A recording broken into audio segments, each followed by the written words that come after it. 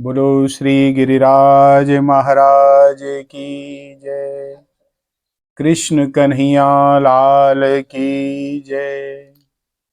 अखंड मंडलाकारं व्याप्तं येन चराचरं तत्पदं दर्शितं येन तस्मै श्री गुरुवे नमः।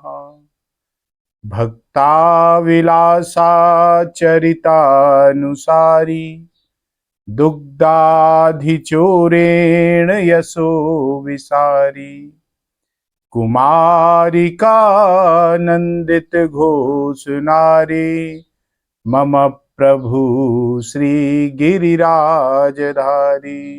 बोलो गिरिराज महाराज की जय। नित्य श्रीमद् भगवत गीता का हम आप सत्संग श्रवण कर रहे हैं, जिसमें कल हमने द्वितीय अध्याय के 25वें श्लोक का सत्संग किया। आज उससे आगे चलते हैं। यहाँ भगवान कहते हैं कि भाई जो देही है, शरीर से अलग जो शरीरी है, वह अच्छेद्य है, अशोच्य है, नित्य है, सनातन है, अविकार आदि जानने के अर्थात ऐसा अनुभव करने से शोक नहीं होता। किंतु यदि कोई व्यक्ति इस सिद्धांत को नहीं माने कि भाई हम शास्त्र के सिद्धांत को नहीं मानते हैं, हम तो इससे विरुद्ध जाएंगे कि शरीर ही निर्विराकार ना मानकर उसे शरीर को कोई विकारी मान ले और समझे नहीं जब शरीर ही मर रहा है तो शरीर ही भी मर रहा है, शरीर नहीं है तो जीवात्मा भी मर रहा है, जबकि ये सिद्धांत नहीं है। यदि कोई व्यक्ति इस सिद्धांत के विरुद्ध भी जाए तो भी भगवान अर्जुन से कहते हैं, अर्जुन फिर भी शोक नहीं करना चाहिए। सिद्धांत से तो शोक कहीं है ही नहीं, क्योंकि जीवात्मा परम और शरीर अलग अलग है। शरीर में रहने वाला जो शरीरी है वो अलग है, शरीर मरता है, शरीरी कभी नहीं मरता। किंतु यद्यपि कोई कहे नहीं हम इस सिद्धांत को नहीं मानते, हम तो इसके विरुद्ध जाते हैं कि शरीर मरता है तो शरीरी भी मर जाता है, कोई अगर ऐसा कहता है तो भी अर्जुन से भगवान आगे के 2 श्लोकों में उदाहरण देते हैं कि शोक क्यों नहीं करना चाहिए। अथम चैनम नित्य जातम नित्यं वा मन्यसे मृतम तथापि त्वं महाभावो नेवं शोचितुमर्हसि। महाभाव अर्थात हे महाभावो, अथ अगर तुम एनम इस देही को नित्य जातम नित्य नित्य पैदा होने वाला वा अथवा नित्यम मृतम नित्य मरने वाला चा भी मन्यसे तथा भी मानो तो भी त्वम तुम्हें एवं इस प्रकार सोची तुम शोक नान मतलब नहीं अर्हसी करना चाहिए। अगर तुम इससे शरीरी को नित्य मरने वाला नित्य जन्मने वाला मानते हो तो भी तुम्हें इसके प्रति शोक नहीं करना चाहिए। अथ चैनम शोषितुमर्हसि, अथवा भगवान यहां पक्षांतर में अथचा और मन्य से पद देकर कि यद्यपि सिद्धांत की सच्चाई बात यह नहीं है जो अब कह रहे हैं भगवान, सिद्धांत तो वही है कि शरीर मरता है, शरीर ही नहीं मरता। किंतु अगर उसे नहीं मानते हैं कि देही किसी भी काल में जन्मने वाला नहीं है, सिद्धांत तो ये जन्मने मरने वाला नहीं है। गीता के 2 अध्याय के 20वें श्लोक में भगवान ने बताया है। तथापि अगर फिर भी तुम इसे सिद्धांत के बिल्कुल विरुद्ध बात भी मान लो कि देही नित्य जन्मने वाला है और देही नित्य मरने वाला है, तो भी तुम्हें शोक नहीं करना चाहिए अर्जुन। कारण यह है कि भाई जो जन्मेगा वह मरेगा ही और जो मरेगा वह जन्मेगा ही। आज जो मर रहा है कल उसका जन्म हो रहा है, इस नियम को कोई टाल नहीं सकता है। संसार में जो पैदा हुआ है उसका मरना अति आवश्यक है। अगर बीज को पृथ्वी में बो दिया जाए तो वह पहले फूलकर अंकुरित होता है, अंकुर देता है और वही अंकुर धीरे धीरे बढ़ करके वृक्ष बन जाता है। इसमें सूक्ष्म दृष्टि से देखा जाए कि क्या वह बीज प्रतिक्षण एक रूप रहा? एक रूप नहीं रहा। पृथ्वी में वह पहले जब बीज डाला जाता है तो अपनी कठोरता को छोड़ता है और कोमल रूप में आ जाता है। फिर कोमल रूप छोड़ करके वह अंकुर हो जाता है। इसके बाद वह अंकुर को छोड़ करके वृक्ष रूप में हो गया और अंत में जब उसकी आयु समाप्त होती है वृक्ष की तो वह सूख जाता है। यही क्रिया चलती है। इस तरह बीज जो है एक क्षण भी एक रूप में नहीं रहता, बल्कि प्रतिक्षण बीज बदलता रहता है, उसकी स्थिति बदलती रहती है, हमेशा बदलती रहती है। अगर बीज एक क्षण भी एक रूप में प्रतिक्षण नहीं रहे रूप से रहता तो वृक्ष के सूखने तक की क्रिया कैसे होती? बीज अगर अपने स्वरूप में ही रहे तो वो कैसे, उसने पहले अपने रूप को छोड़ा, उसका मरना हुआ, पहला रूप छोड़ा और दूसरे रूप में आया तो वो दूसरे रूप का धारण करना हुआ, उसका जन्म हुआ दूसरे रूप का धारण करना। तो इस तरह वह प्रतिक्षण जन्मता और मरता रहा बीज। इस तरीके से बीज की तरह ही ये शरीर है हमारा। बहुत सूक्ष्म रूप से वीर्य का जंतु रज के साथ जब मिल जाता है वह बढ़ते बढ़ते मां के गर्भ में बच्चे का स्वरूप ले लेता है और उसके बाद में फिर उसका जन्म हो जाता है। जन्म के बाद वह बड़ा होता है और फिर वह घटने लगता है और अंत में वह मर जाता है। इस तरह शरीर एक क्षण भी एक रूप में नहीं रह सकता, हमेशा बदलता रहता है, अर्थात प्रति क्षण मरता और जन्मता रहता है। ये शरीर की स्थिति है। तो भगवान कहते हैं कि अगर तुम शरीर की तरह शरीरी को, इस आत्मा को भी नित्य जन्मने और मरने वाला मान लो तो भी तुम्हें यह शोक का विषय तुम्हारे लिए नहीं हो सकता। आगे 27वें श्लोक में कहते हैं भगवान, जातस्य ही ध्रुवो मृत्युर्ध्रुवम जन्मा मृत्यस्य चा तस्माद परिहार्य अर्थे ना त्वम शोचितुमर्हसि। ही कारण की जातस्य पैदा हुई, ध्रुव मृत्यु जरूर मृत्यु होगी, चा और मृतस्य मरे हुए, ध्रुवम जन्मा जरूर जन्म होगा मरे हुए का, तस्मात् अतः अपरिहार्य इस जन्म मरण रूप परिवर्तन के प्रभाव का निवारण नहीं हो सकता। ये तो जन्म मरण चलता ही रहेगा। अर्थे अथा इस विषय में त्वम मतलब तुम्हें, सोचितुम शोक ना नहीं अरसी करना चाहिए। यहां भगवान कहते हैं अर्जुन, जातस्य ही ध्रुवो मृत्युर्ध्रुवम जन्म मृत्यस्य।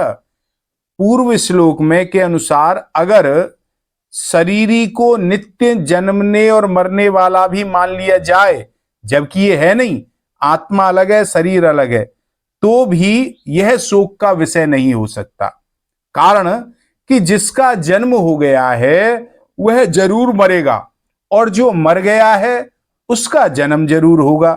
अगर इस दृष्टि से भी देखें तो तस्माद पारिहार्य अर्थे ना तुम शोचितुमर्हसि, इसलिए कोई भी इस जन्म मृत्यु रूप प्रभाव का परिहार अर्थात निवारण नहीं कर सकता, क्योंकि इसमें किसी का किंचित मात्र भी बस नहीं चलता है। यह जन्म मृत्यु प्रभाव तो अनादिकाल से चला रहा है और अनंत काल तक ऐसे ही जन्म मृत्यु चलता रहेगा। इस दृष्टि से अर्जुन तुम्हें शोक नहीं करना चाहिए। ये जो धृतराष्ट्र के पुत्र हैं, तुम सोचते हो कि ये भी जरूर मरेंगे और तुम्हारे पास ऐसा कोई उपाय नहीं है जो तुम इन्हें मरने से रोक लो। तुम मत मारो तो भी मरेंगे ये तो, और जो ये मर जाएंगे तो फिर पुनः जन्म जरूर लेंगे, और तुम्हारे पास ऐसा भी कोई उपाय नहीं है कि तुम इन्हें जन्म लेने से रोक लो।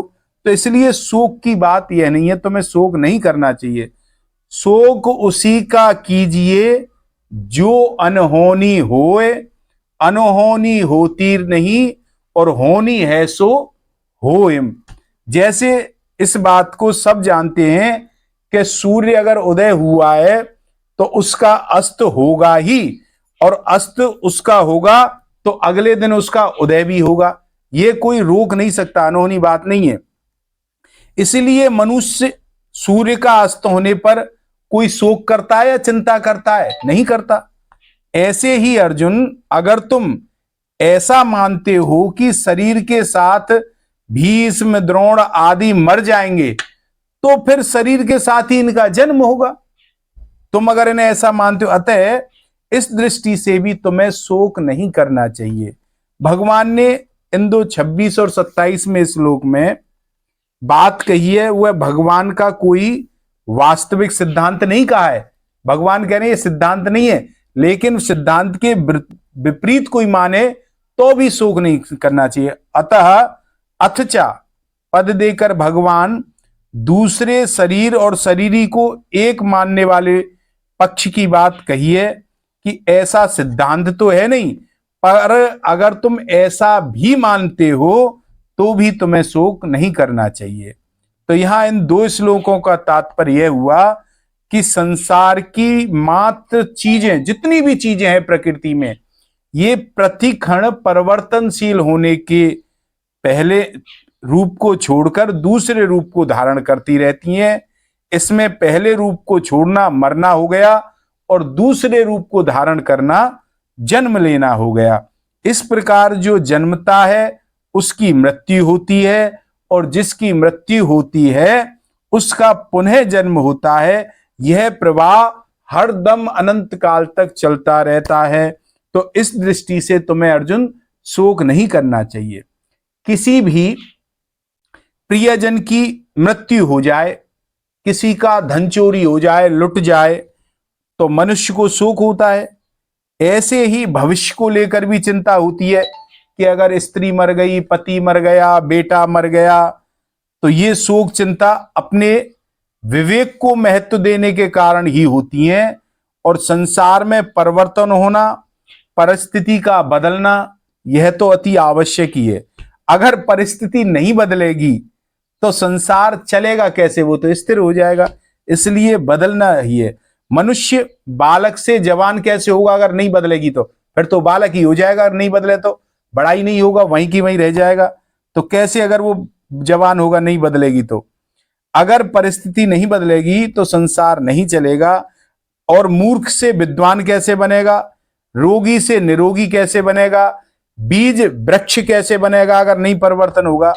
तो परिवर्तन के बिना संसार एक चित्र की तरह बना रह जाएगा, चलेगा नहीं संसार महाराज। वास्तव में मरने वाला, परिवर्तनशील जो होता है वही मरता है, और रहने वाला जो अनादि है, अपवर्तनशील है, वह कभी मरता ही नहीं है।